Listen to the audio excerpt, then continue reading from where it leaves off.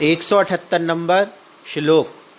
त्यक्त्वा दूरं विधुरपयसो दुर्गति क्लिष्टकृच्छान् लब्ध्वानन्दं शुचिर्मम श्री सरस्यां रमन्ते।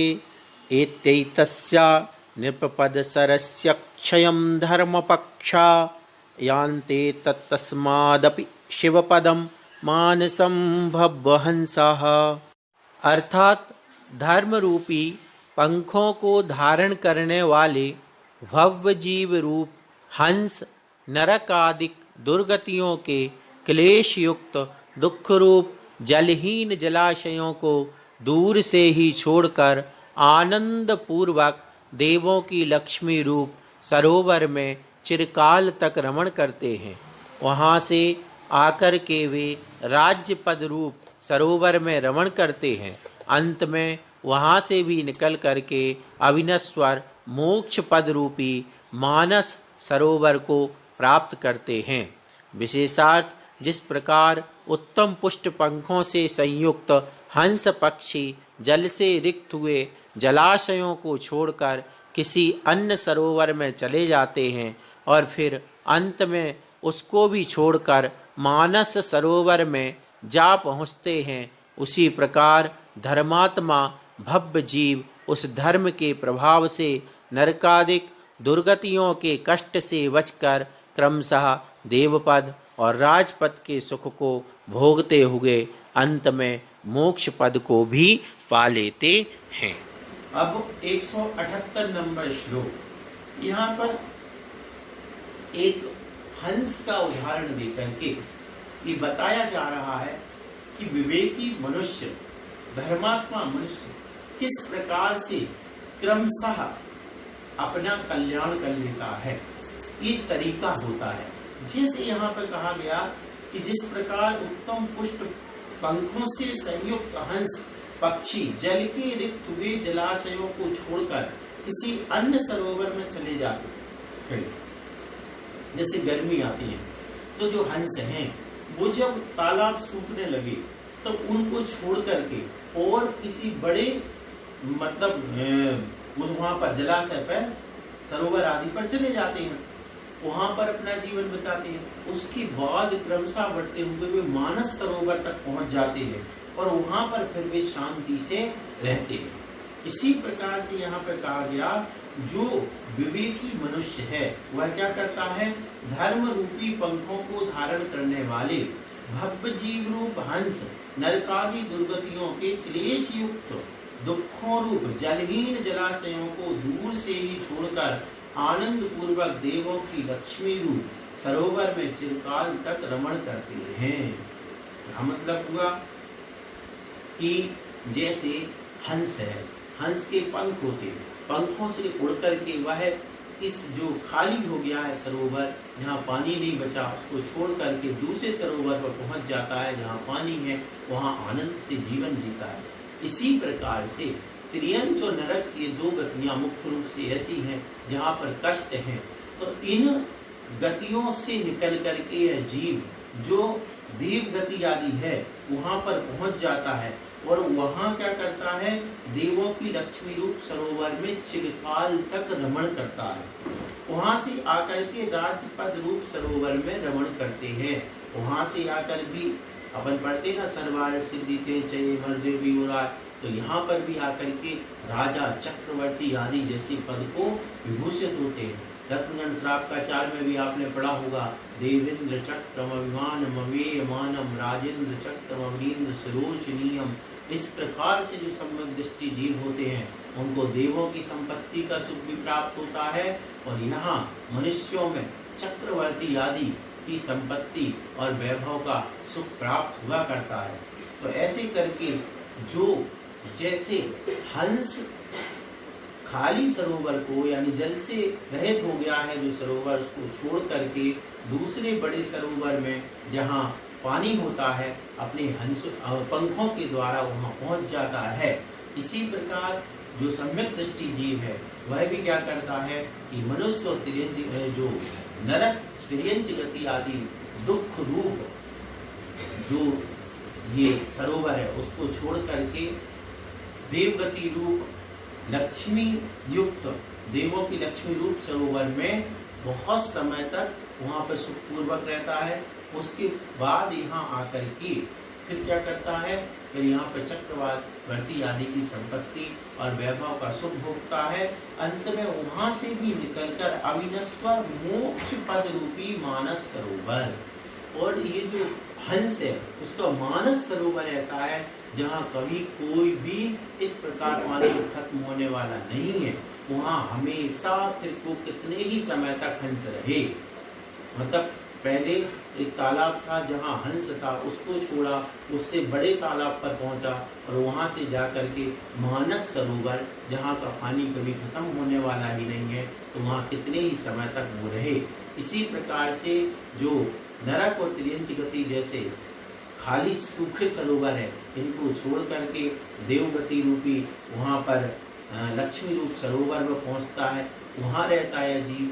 वहाँ से निकल करके मनुष्य गति में भी आकर चक्रवर्ती आदि जैसी संपत्ति आदि का सुख भोगता है, और फिर जैसे हंस मानस सरोवर तक पहुँच जाता है जहाँ कभी पानी का अभाव नहीं होना है, इसी प्रकार यह जीव भी यहाँ से मोक्ष पद रूपी मानस सरोवर तक पहुँच जाता है जहाँ कभी किसी भी प्रकार का ना दुख होना है ना सुख वहाँ कभी भी खत्म होने वाला है। इस प्रकार से यह बहुत ही अच्छा एक श्लोक है जो हंस के माध्यम से बताया गया कि जैसे हंस क्रमशः अपने उत्तम जो श्रेष्ठतम श्रेष्ठ मानस सरोवर है उस तक पहुंच जाता है, उसी प्रकार यह मनुष्य या अपन लोग संसारी प्राणी भी क्रमशः करके अपने उत्तम पद जो मोक्ष रूपी मानस सरोवर है वहां तक पहुंच जाते हैं। 179 नंबर श्लोक। जायन्ते जिन चक्रवर्ती बलभृद् भोगीन्द्र कृष्णादयो धर्मादेवदिगङ्गनागविलसच्छस्वद्दशश्चन्दनाः तद्धीनां नरकादियोनिषु नरा दुःखं सहन्ते ध्रुवं पापेनेति विजानता किमिति नो धर्मः सता सेव्यते। अर्थात जिनका यश रूपी चंदन सदा दिशाओं रूप स्त्रियों के शरीर में सुशोभित होता है, अर्थात जिनकी कीर्ति समस्त दिशाओं में फैली हुई है, ऐसे तीर्थंकर चक्रवर्ती बलदेव नागेंद्र कृष्ण नारायण आदि पद धर्म से ही प्राप्त होते हैं। धर्म से रहित मनुष्य निश्चयतः पाप के प्रभाव से नरकादि दुर्गतियों में दुख को सहते हैं। इस बात को जानता हुआ सज्जन पुरुष धर्म की आराधना क्यों नहीं करता है। 179 नंबर श्लोक। यहाँ पर भी धर्म आराधना की बात की जा रही है कि जीव को चाहिए कि वह धर्म आराधना करे। विशेष करके जो धर्मात्मा है वे अपने धर्म को बढ़ाएं। जो थोड़ा सा भी धर्म का ज्ञान रखते हैं वे उसमें आगे बढ़ें। यहाँ इस श्लोक का ये मूल भाव रहेगा। क्या कहा जा रहा है कि जिनका यश रूपी चंदन सदा दिशाओं रूपी स्त्रियों के शरीर में सुशोभित होता है। क्या मतलब हुआ कि जैसे जो तीर्थंकर हैं, चक्रवर्ती हैं, बलदेव हैं, नागेंद्र, कृष्ण नारायण, ये जो भी हैं, इनकी क्या हुआ दिशाओं में, दिशाओं का मतलब होता सर्वत्र, सब जगह इनका यश फैला हुआ है, इनका नाम चल रहा है, इनकी ख्याति है। तो ये यश रूपी चंदन सभी दिशाओं में फैलता है। किसके प्रभाव से? ये धर्म से ही, धर्म के प्रभाव से यश प्राप्त होता है। धर्म के कारण, बिना धर्म के कुछ भी मिलने वाला नहीं। धर्म का अर्थ पुण्य, तो पुण्य के अभाव में कुछ भी कोई ना तो यश प्राप्त होता है ना वैभव प्राप्त होता है। जितना भी यश प्राप्त हुआ है, ख्याति प्राप्त हुई है, जितनी भी संपत्ति है, ये सब पुण्य का ही प्रताप है, इसमें कोई संशय नहीं समझना चाहिए। क्यों?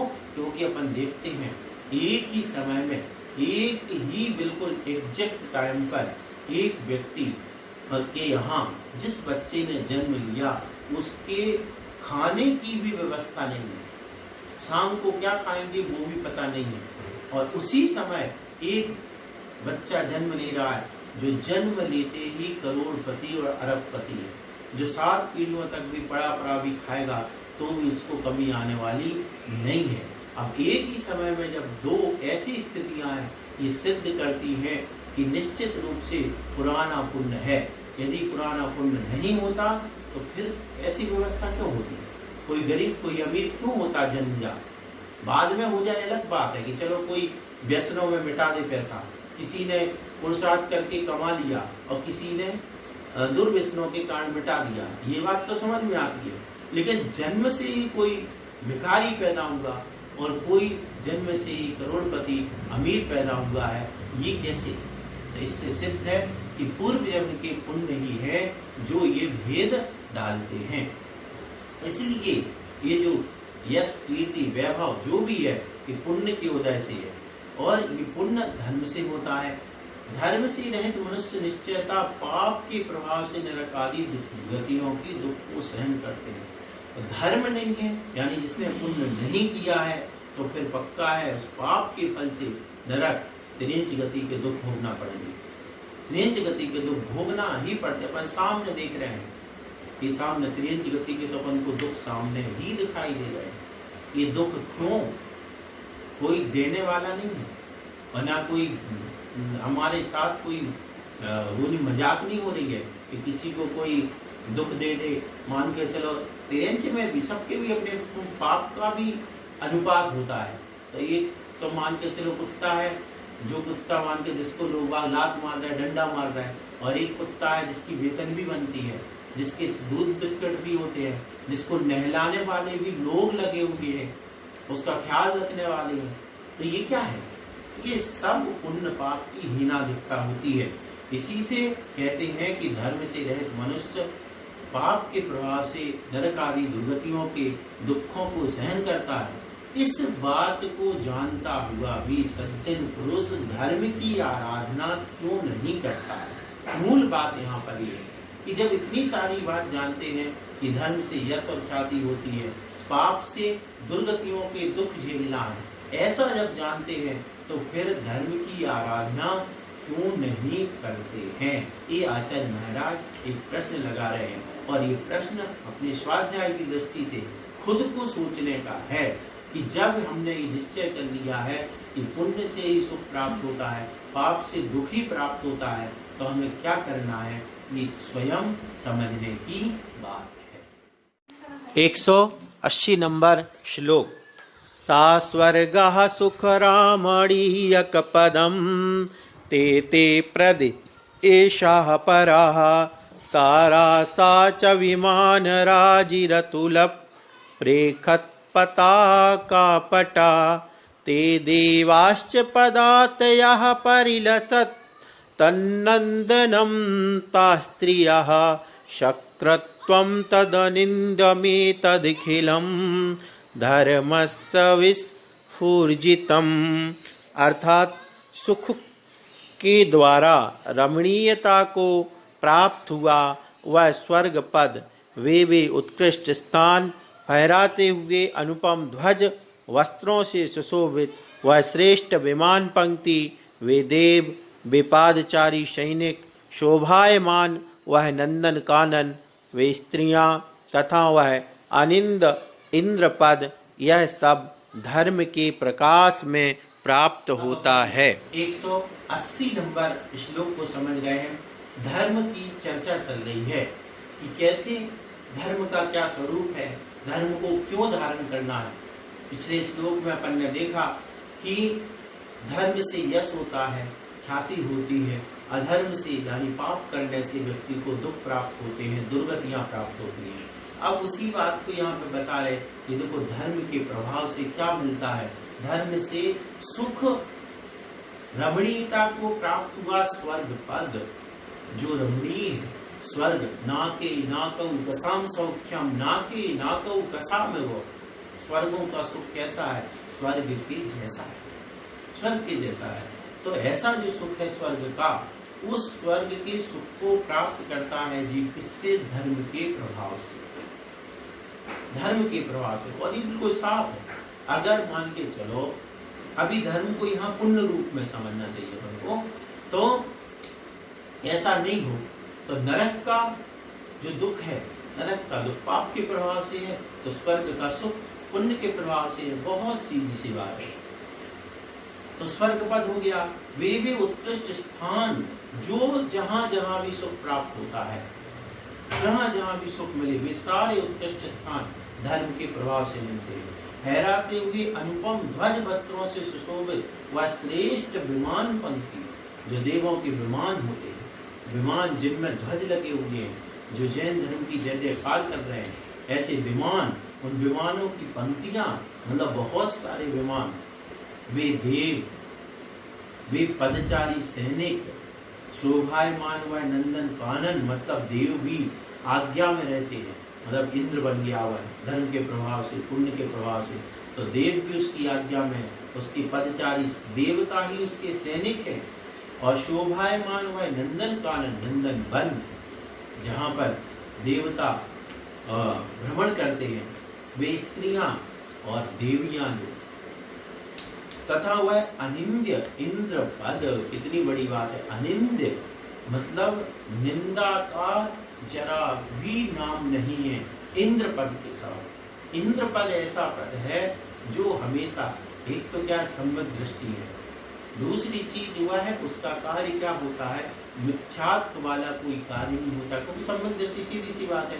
दूसरी बात वह है जो भाव तन भोग इनके स्वरूप को जानने वाला होता है, धर्म में लगा रहता है और उसका कल्याण भी निश्चित होना ही है। इन सब दृष्टियों से वह अनिंद इंद्र पद होता है। उसमें किसी अनिंद मतलब निंदा नहीं, दोष नहीं, कोई दोष नहीं, ऐसा इंद्र पद हुआ करता है। तो यह सब धर्म के प्रकाश में प्राप्त होता है। ये सब जितनी भी चीजें हैं, ये सब जो स्वर्गों के विमान प्राप्त होना, देव पद प्राप्त होना है ना, वहाँ पर नंदन वन का जो भ्रमण रूप सुख है और इंद्र पद यहाँ तक की प्राप्त होना, ये सब ये पुण्य रूप जो यहाँ का धर्म है, इस धर्म के प्रभाव से ही प्राप्त होता है। अब सोचो, दूसरे दृष्टि से सोचो, यदि पुण्य रूप धर्म से प्राप्त नहीं होगा तो किससे होगा? नहीं, इंद्र की जो महिमा है, इंद्र का जो वैभव है, इंद्र का जो प्रभाव है, ऐसा प्रभाव क्या पाप के फल से प्राप्त हो सकता? कदापि नहीं हो सकता। तो निश्चित रूप से ये सिद्ध हुआ, मतलब कुछ बातें ऐसी भी होती हैं जो हम स्वयं भी समझ सकते हैं कि जो इतना सुख है, जो जिनेंद्र भगवान के हमेशा नजदीक रहता हो, अष्टांगिकाओं में पूरी तरीके से धर्म में लगा रहता हो, ये सारी की सारी जो बातें हैं, धर्म की जहां भी बात आती है वहां सबसे आगे खड़ा हुआ है इंद्र। तो ऐसा जो इंद्र है, वह इंद्र पद मिलना क्या अधर्म के प्रभाव से हो सकता? कभी नहीं हो सकता है।